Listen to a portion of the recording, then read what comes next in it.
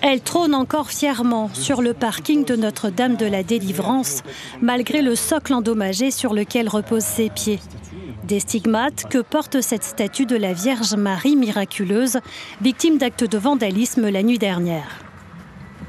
Quelques jeunes de Saint-Denis, on suppose, peut-être même du quartier, se sont amusés et ont eu un comportement dégradant et blasphématoire devant la statue de la Vierge miraculeuse qui est ici. Il y en a un qui a essayé de mimer un combat de boxe contre la Vierge. Ils ont déplacé la statue ici, plus ou moins la renversée, en tout cas ils l'ont penchée, abîmé le socle. Il y a eu des comportements à caractère sexuel aussi. Des actes mis en scène, filmés et diffusés sur les réseaux sociaux, provoquant la colère du diocèse de La Réunion qui condamne fermement ces agissements. En plus de la portée irrespectueuse, indigne et contraire à l'esprit de citoyenneté, ces gestes ont heurté et offensé un grand nombre de croyants catholiques de La Réunion, indique Pascal Chantagne. Des fidèles indignés et abasourdis ce matin en découvrant les faits, le cœur davantage meurtri en cette période de carême catholique. J'étais triste et j'ai pleuré quand j'ai entendu ça à la télé, mais j'ai pleuré avec la Vierge Marie.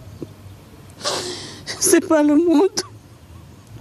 C'est une très grande détresse pour nous parce que vis-à-vis de toutes les religions, c'est une grande tristesse, c'est toucher profondément le Christ. Ils ont quelque chose dans le cœur et ils font ressortir cette chose par la délinquance, par la méchanceté, il n'y a pas de mot à dire. On dit que cela fait, c'est une malédiction de faire ça, même si on ne croit pas, nous respecte.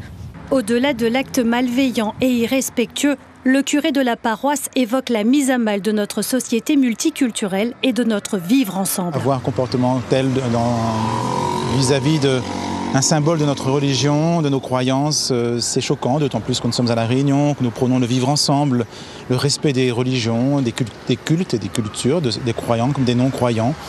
Et comme disait l'évêque aussi dans son communiqué, au-delà de la question de la croyance, c'est un comportement qui n'est pas du tout citoyen. Cette profanation est unanimement condamnée par le préfet, la classe politique et les responsables religieux de l'île. De son côté, le diocèse de La Réunion indique qu'il va porter plainte.